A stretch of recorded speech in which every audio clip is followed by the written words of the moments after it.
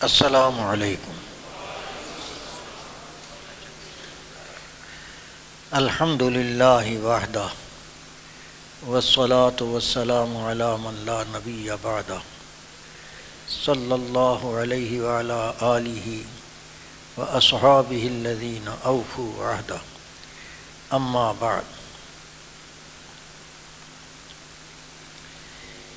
یا ایہا الذین آمنوا اتقوا اللہ وکونوا مع الصادقین، صدق اللہ العظیم۔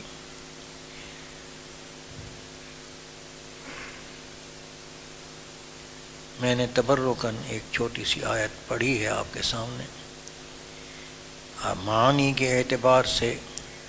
الحمدللہ یہ بہت اونچی آیت ہے، ہر آیت ایسی ہے، لیکن موضوع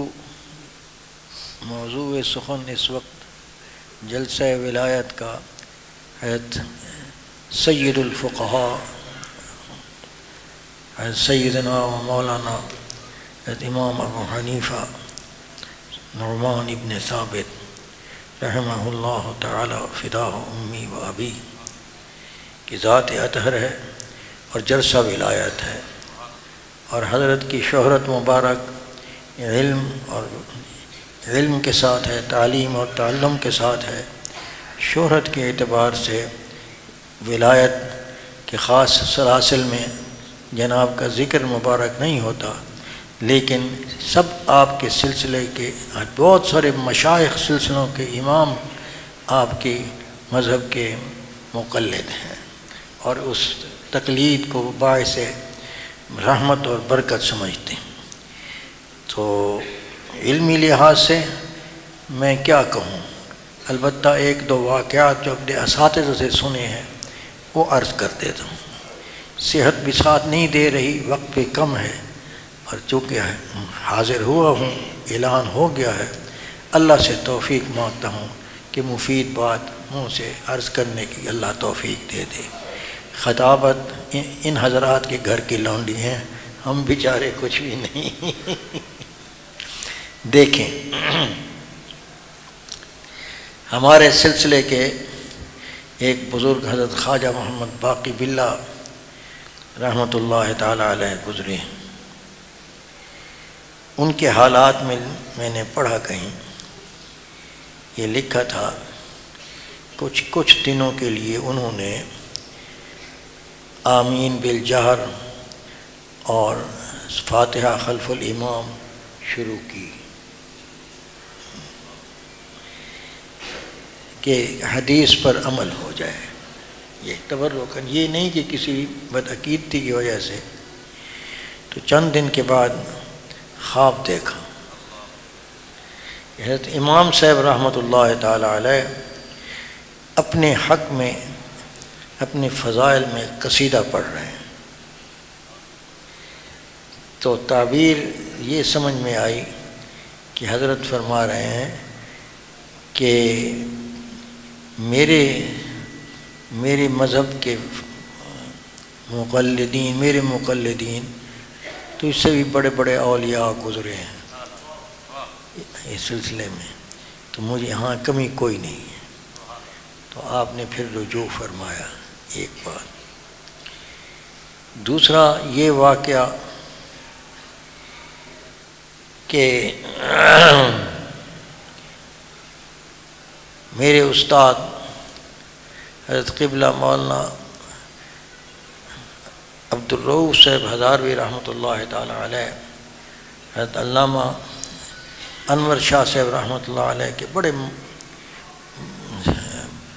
بڑے شاگردوں میں سے تھے اور بڑے معتقد تھے، اور حضرت کا یہ عقیدہ تھا کہ علماء دیوبند میں حدیث کے مقام پر شاہ ولی اللہ کے بعد سید انور شاہ صاحب کشمیری رحمۃ اللہ تعالی علیہ پہنچے ہیں، یہ فرماتے تھے۔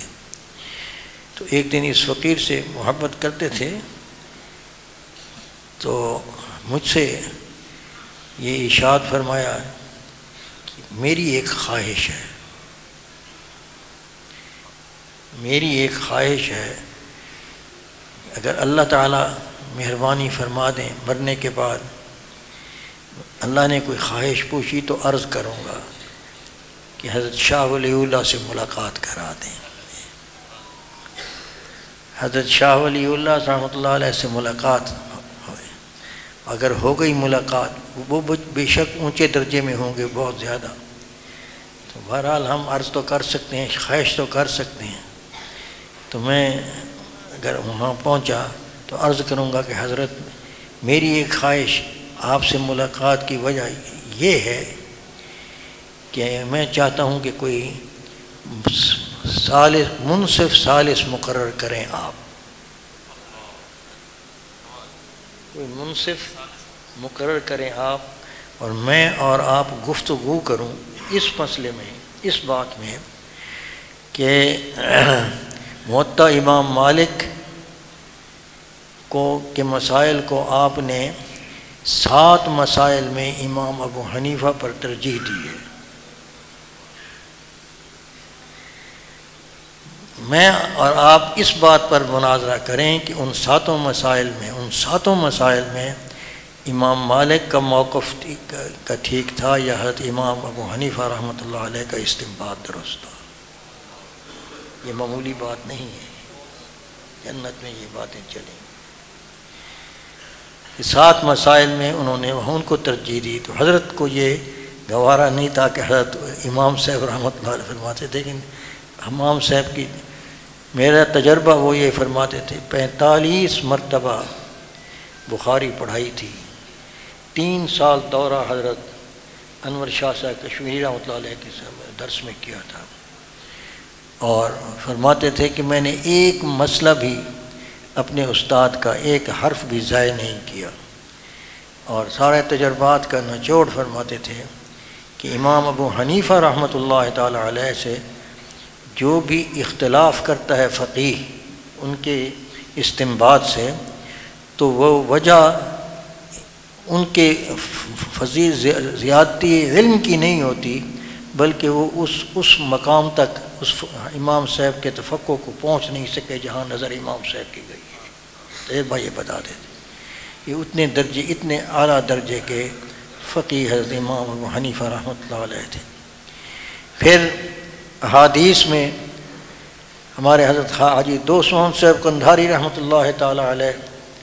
نے بھی یہ ارشاد فرمایا ہے، لکھا ہے اپنے مکتوبات میں، جہاں سوانح لکھی ہے، حضرت امام صاحب رحمۃ اللہ علیہ کے فضائل لکھے ہیں، اس میں یہ فرماتے ہیں کئی احادیث سے حضرت امام صاحب رحمۃ اللہ علیہ کے بارے میں سرور صلی اللہ علیہ وسلم نے اشارہ فرمایا ہے آپ کے علو علم پر، اور امام حضرت سلمان فارسی رضی اللہ تعالیٰ عنہ کی نسل میں یہ آپ کے آنے کا ارشاد فرمایا ہے، انہوں نے بھی اس کو تسلیم کیا۔ اور ایک بڑی بات، آج کے مجھے نام نہیں یاد، لیکن کوئی مالکی مذہب کے امام ہیں جو مدینہ منورہ میں اور مکہ معظمہ میں رہتے ہیں، امام مالکی رحمۃ اللہ علیہ فقیہ ہیں، ان کا کوئی استنباط پہنچا ہے مجھے کسی حضرت مولانا محمد یاسین صاحب رحمۃ اللہ علیہ جو حضرت مفتی محمود رحمۃ اللہ علیہ کے خدام میں سے تھے، وہ فرماتے تھے کہ انہوں نے کہا کہ غیر مقلد ان سے نجدیوں سے یہ کہا کہ تم لوگ حنفیوں کو اور نقش بندیوں دونوں کو گمراہ سمجھتے ہو، تو جناب نبی کریم صلی اللہ علیہ وسلم نے حضرت فاتح سلطان محمد رحمۃ اللہ علیہ کے بارے میں جو بشارت دی تھی کہ جو شخص قسطنطنیہ کو فتح کرے گا وہ سالار اور وہ سارا لشکر جنتی ہوگا، اور اس سالار اور اس کا لشکر کا جنتی ہونا یہ دونوں صفتیں وہ نقش بندی بھی تھے اور حنفی بھی تھے۔ تو یوں سمجھو کہ یہ بشارت ہوئی کس چیز کی کہ حنفی جنتی ہو سکتے ہیں، اور حضور نے ان کو، اور نقش بندی بھی رسول اللہ صلی اللہ علیہ وسلم کی بشارت یافتہ ہیں۔ ہم مساکین کے لیے یہ بہت بڑی چیز ہے۔ بہرحال ایک چند چٹکلے ہیں میں نے عرض کرتی ہیں یہاں۔ اللہ تبارک و تعالی ہمیں امام صاحب رحمۃ اللہ تعالی علیہ کے مقام سے اور آپ کے تفقہ سے حظ وافر عطا فرمائے۔ حضرت امام ربانی مجدد المنور الفسانی رحمۃ اللہ تعالی علیہ فرماتے ہیں کہ ائمہ کے اختلاف جو ہے اجتہادی اختلاف کہ کون مصیب تھا اور کون مخطی، یہ قیامت کے دن بھی ظاہر نہیں ہوگا۔ اللہ تعالیٰ نے ان پر پردہ ڈالا ہے، اور یہ البتہ فرمایا آپ نے کہ کشفی نظر میں یہ نظر آتا ہے کہ 3/4 دین کا 3/4 حصہ یہ امام صاحب رحمۃ اللہ تعالی علیہ مصیب ہیں تمام اجتہادی مسائل میں، اور 1/4 میں امام شافعی رحمہ اللہ۔ تو میرے بھائیوں، الحمدللہ ہم اہل حق کے ساتھ مسلک فقہی اعتبار سے بھی اور الحمدللہ نسبت کے اعتبار سے بھی الحمدللہ ہم ان کے ساتھ مربوط ہیں۔ اللہ تبارک و تعالیٰ ان کے مقامات کو مزید برکت عطا فرمائے، ترقی عطا فرمائے، اور ہمیں ان کا خوشہ چین رکھے اور بدعات سے محفوظ فرمائے۔ ایک نوٹ استاد صاحب نے لکھوایا تھا مجھے، کچھ لکھوائی تھی باتیں، ان میں سے ایک بات یہ بھی تھا کہ تقلید اللہ کی بڑی رحمت ہے جو اللہ نے اس امت کو عطا فرمائی ہے، مقام تقلید۔ اس لیے کہ اگر کسی بڑے کی تقلید میں چھوٹا آدمی بڑے کی تقلید میں کسی اس سے کم تر پر لیکن اپنے سے برتر پر تنقید کرتا ہے تو اس کا وبال اس پر نہیں پڑتا۔ مثلا فرماتے تھے کہ امام شافعی رحمہ اللہ بہت اونچے ہیں، حافظ ابن حجر بہت اونچے ہیں، لیکن جب ہم امام ابو حنیفہ رحمہ اللہ کی تقلید میں ان پر جرح کرتے ہیں تو ہمیں پتہ ہے کہ شیخ نووی، حافظ ابن حجر اور دوسرے جن پر ہم تنقید کرتے ہیں وہ جنت میں بہت آگے ہوں گے ہم سے، لیکن ہم ان پر تنقید کرتے ہیں، اور بعض دفعہ ایسی سخت تنقید ہوتی ہے کہ ہمیں سمجھ نہیں آتی، اور ہماری آنکھوں میں ایسے نظر آتا ہے کہ اگر اس مسئلے پر ایک مسئلے پر اس کا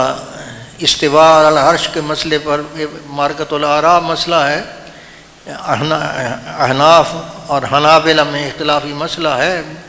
متاخرین میں، فرماتے تھے کہ میں مانتا ہوں، علامہ انور شاہ صاحب رحمۃ اللہ علیہ کا یہ ملفوظ ہمیں پہنچا ہے، فرماتے تھے کہ میں مانتا ہوں کہ شیخ نووی